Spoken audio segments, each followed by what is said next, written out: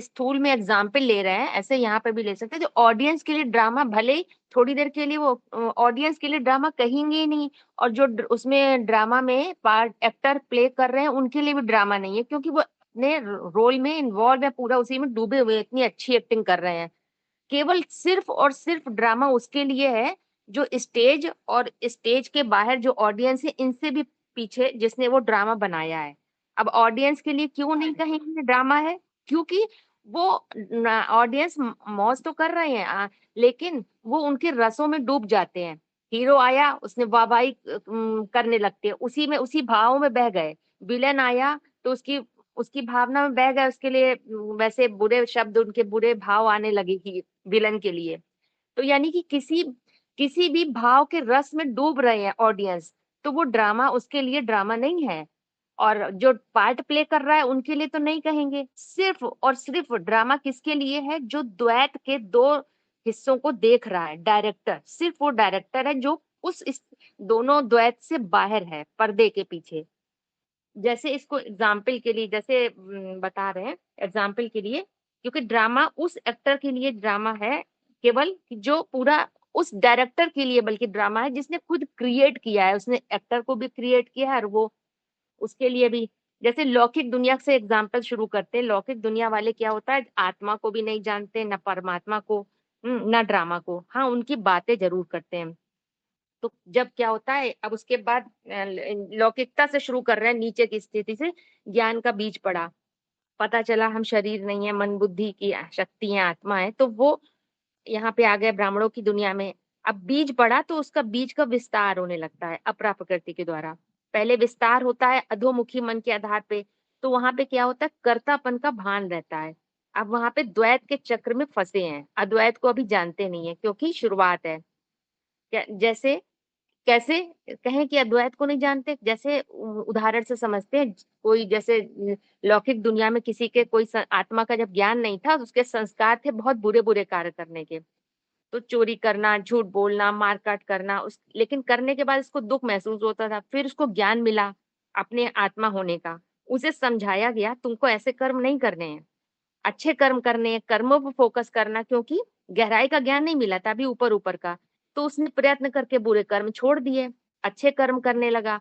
अब क्या हुआ, अच्छे कर्म का प्रयास में अच्छे कर्म तो कर रहा था, लेकिन उसका कर्तापन बरकरार रहा। तो उसका अहंकार भी चढ़ता रहता था। सारा दिन यही चिंता खाती थी, आज कौन सा ऐसा काम करे जिससे मेरा नाम हो जाए। माना पहले वो पीछे की ओर गति कर रहा था, अब वो आगे की ओर गति कर रहा है, लेकिन दोनों में ही उसको क्या हो रहा था, थक रहा था, बोझा ढो रहा था। तो रिजल्ट क्या आया? जीरो। जैसे घड़ी का पेंडुलम होता है ना, जितना एक तरफ जाता है उतना ही दूसरी तरफ, तो उसकी गति का रिजल्ट निकलता है जीरो। ये किसकी गति हो रही थी? अहंकार की गति हो रही थी। बुरे काम करने से अहंकार को दुख मिल रहा था, अच्छे काम करने से अहंकार खुशी से फूल रहा था। तो एक ही ऑब्जेक्ट के दो पहलुओं के बीच, मतलब जैसे एक सिक्के के दो पहलू होते हैं ना, उसी में गति कर रहा था। एक सिक्के के दो पहलू, एक ऑब्जेक्ट के ही दो हिस्से हैं, इसको द्वैत नहीं कहेंगे। ये बहुत समझने वाली बात है। अभी तक हम लोग क्या समझते थे, अच्छा बुरा, हानि लाभ, ये सब द्वैत है। नहीं, ये द्वैत नहीं है, ये एक ही ऑब्जेक्ट है, दृश्य, या एक ही जो कर्म है उसके दो पहलू हैं। ये जो है इसी में गति कर रहा था, तो रिजल्ट जीरो आ रहा था। जैसे अब एग्जाम्पल, ये जो एग्जाम्पल लिया, जैसे बेसिक ब्राह्मण उस तल पे जी रहा था, इसके बाद एडवांस ज्ञान की गहराई पता चली कि मैं ही कारण हूँ, मैं जो भी कर्म हो रहा है उन कर्मों का। तो अभी तक तो वो ऑब्जेक्ट पे फोकस कर रहा था, उसके दो पहलू दिख रहे थे, चाहे अच्छा कर्म कर रहा है चाहे बुरा। वो कर्मों के लेवल पर था, नीची लेवल पर। कर्मों में भी अच्छे कर्म भी आ गए, बुरे, ये ऑब्जेक्ट का लेवल था, है ना। अब सब्जेक्ट पे आ गया, एडवांस ज्ञान की गहराई पता चली। मैं ही कारण हूँ, जो भी कर्म कर रहा हूँ उन कर्मों का, मतलब कर्मों को देखने, अपने कर्मों को, अपने को बीज समझने लगा। तो उसको अच्छे बुरे दोनों कर्म दिखने लगे, तो वो अपने क्षेत्र को जानने वाला बन जाता है। तो क्या हो रहा है, घड़ी घड़ी जो क्षरित होने वाली अवस्था थी, जो बेसिक तल पर, उससे उठकर अब वो अक्षर स्थिति पकड़ लेता है, क्योंकि वो सब्जेक्ट के तल पर आ गया, अपने को आत्मा समझने लगा, एडवांस आ गई स्थिति। तो अब उसके अंदर शुद्ध अहंकार काम करने लगा कि जो कुछ करने वाला है वो मैं हूँ, स्वर्ग की दुनिया मेरी है तो नरक की दुनिया भी मेरी है। तो क्या होता है, वो मुक्त पुरुष बन गया। पहले नीचे के तल पर था, प्रकृति के तल पर, अब वो मुक्त पुरुष। इसके बाद इससे भी एक ऊंची स्थिति है, लेकिन अभी भी वो मुक्त पुरुष तो बना, ऑब्जेक्ट से सब्जेक्ट के स्थिति पे आया, कारण को देखने लगा, है ना। लेकिन अभी इसने द्वैत में ही है। अभी वो अपने कार्य को देखने वाला करता है, कारण को समझने लगा। और जब कारण जो होता है कर्ता के अंदर होता है, तो कर्ता अपने कार्य को जानता है, माने वो क्षेत्रज्ञ बन गया, अपने क्षेत्र को जानने वाला, अपने को क्षेत्रज्ञ स्वीकार कर लिया। लेकिन अभी दोनों को नहीं देख पा रहा है वो, क्योंकि वो अभी ड्रामा के अंदर ही है। उससे भी ऊंची स्थिति कब आई कि जब वो और गहराई पकड़ता है, तो वो वहां से हाई जंप लगा देता है, तो ड्रामा से बाहर आ जाता है। तब वो न्यूट्रल आत्मा हो जाता है। उसका रिजल्ट होता है कि उसको ये भान हो जाता है, क्या भान, कि करने वाला मैं भी नहीं हूं। अभी तक उसमें तो उसने स्वीकार करा था मैं करने वाला हूँ, कारण हूँ। अब यहाँ पे ये भान हो गया, करने वाला मैं भी नहीं हूँ, मेरा आत्म भाव है। मैं तो उससे भी परे शुद्ध आत्मा हूँ, न्यूट्रल आत्मा, जो कि अकर्ता है। मैं तो इस द्वैत के चक्र से बाहर हूँ। उसको ये रियलाइज हुआ, जो कुछ भी हो रहा है वो करने वाला आत्म भाव है। और जो कि आत्म भाव प्रकृति की 4 अवस्थाओं से पसार होता है, तो भिन्न भिन्न कर्म होते हैं, एक्ट होती है। तो अब वो बाहर आके इस द्वैत के खेल को देखने लगा।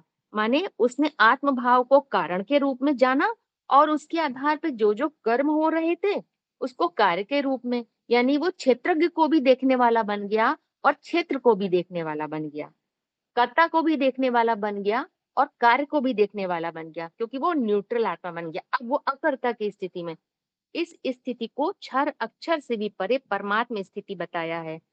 तो ये है डायरेक्टर वाली जीवन मुक्त की स्थिति। अब उसके लिए कहेंगे कि ड्रामा चल रहा था, क्यों? क्योंकि अब वो उसको एंजॉय करने लगा।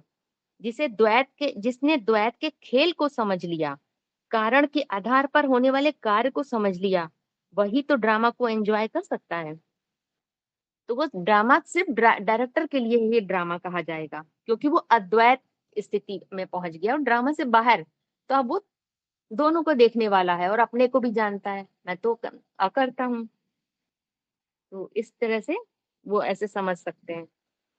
और दूसरी बात ये बताइए ऐसे कि, हाँ बताइए, ऐसे पूछिए। समझ सकते हैं कि जैसे ज्ञान की माना स्टेजेस बढ़ गई, जैसे अति सूक्ष्मता में गया तो उसका rate of change of velocity बढ़ गया, माना इस कारण से वो उस तरफ पहुंच गया, ऐसे ही बोल सकते हैं ना। मतलब कि डायरेक्टर वाली जो स्थिति होती है ना, वो न्यूट्रल स्थिति होती है। तो अच्छा। उस स्थिति में ही उसके लिए वो पूरा देख रहा है अपने आत्म भाव। देखिए, आत्मा अलग है और आत्म भाव अलग है। आत्मा जब कहेंगे वो न्यूट्रल है, मेल फीमेल नहीं है। और आत्म भाव उसी का मेल है, और देह भाव उसी का फीमेल वर्जन है ना। आत्मा में ही दोनों काम करते हैं। तो वो अपने आत्मा जो अलग है, न्यूट्रल आत्मा, वो अपने दोनों मेल वर्जन और फीमेल को, दोनों को देखने वाली और जानने वाली होती, दोनों को देख रही है। तो वो अकर्ता वाली स्थिति है, वो अपने मेल पक्ष को भी जानती है और फीमेल को भी। तो और दूसरी बात, खास बात, ड्रामा मुरली में बताया गया है। ड्रामा कौन रचता है, ड्रामा किसने बनाया? व्यास का नाम लिया गया। तो व्यास किसे कहा जाता है? व्यास कहा जाता है कि जो वहां तो बताया विशेष आसन पे बैठ गया, वैसे वृत्त में देखेंगे तो रेडियस होता है ना, उसको कहते हैं। जो केंद्र से पूरी रेखा गुजरती है वो है व्यास। तो वो मतलब ड्रामा उसी के लिए है। कौन बना सकता है ड्रामा?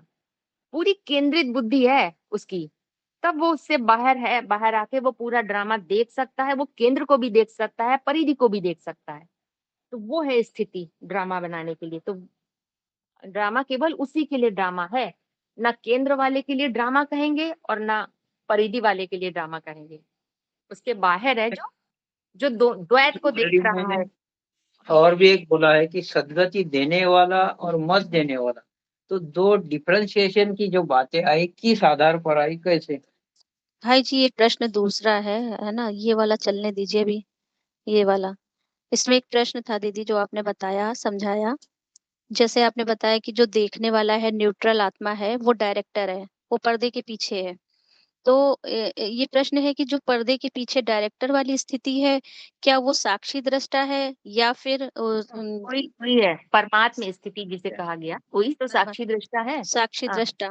हाँ। और एक और वर्ड था, अभी क्लिप स्लिप हो गया। साक्षी दृष्टा भी होता है और एक वो भी होता है, देखने वाले को क्या बोलते हैं, दृष्टा। दृष्टा और साक्षी दृष्टा क्या एक ही है? इनको एक कैसे ही है, समझेंगे?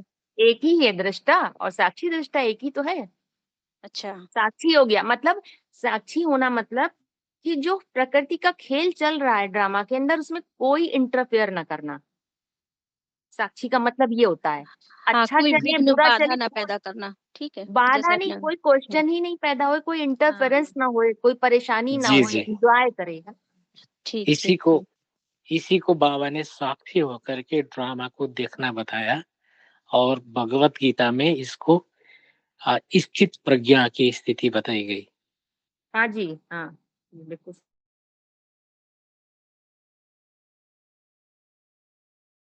दूसरी बात की ड्रामा के लिए बताया गया ना, ऐसी माँ जो ड्रॉ कर ले, तो नाम ही है ड्रामा। तो अब ड्रामा वैसे अंग्रेजी शब्द है, हिंदी शब्द नहीं है।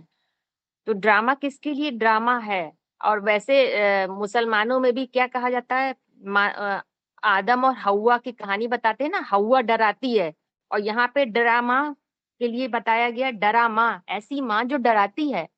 तो किसको डराती है, मतलब ड्रामा किसके लिए वो है, डरने डर पैदा करने वाला है। विदेशी अंग्रेजी और मुसलमानों के लिए बताया गया ना, अंग्रेजी शब्द है ड्रामा।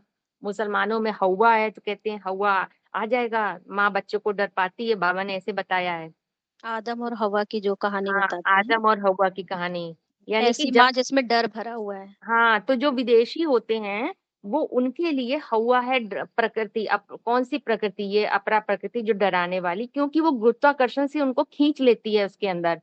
क्यों क्यों क्यों खिंच गए वो वहां पे, क्योंकि उनके अंदर अब वशीकरण की पावर ही नहीं आई थी। वो भारतवासी पूरे बने नहीं विदेशी, तो वो प्रकृति को पूरा समझे ही नहीं। तो उनके लिए वो माता का रूप कैसा रहा, हवा का डराने रूप हो वाली गया। माँ। हाँ डराने वाली। और जो भारतवासी हैं उनके लिए तो माँ है, ऐसी माँ, ऐसा विस्तार जिसमें सार भरा हुआ है, जिसमें पुरुष भी है। तो उनके लिए ऐसी माँ है, ब्रह्म मतलब परम ब्रह्म वाली माँ। और वो विदेशी के लिए है डरामा या हवा के रूप में।